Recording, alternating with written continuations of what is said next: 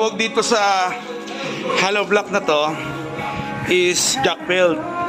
So hindi to kagaya ng mga ordinary na hollow block na madali siyang madurog. At to prove na matibay talaga to, gagamitan natin siya ng jackhammer. Titignan natin kung talaga matibay itong ganitong klaseng hollow block compared dun sa ordinary hollow block. So today, meron tayong model. Ang model natin si Janjan Castro. Hawak niya yung ating Stanley jackhammer. Yan, handy jackhammer. So papakita niya sa atin kung talagang matibay talaga itong hollow block na to. So Janjan, pakita mo.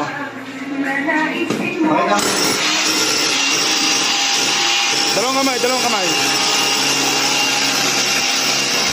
So, ganyan, katibay yung hollow block na yan.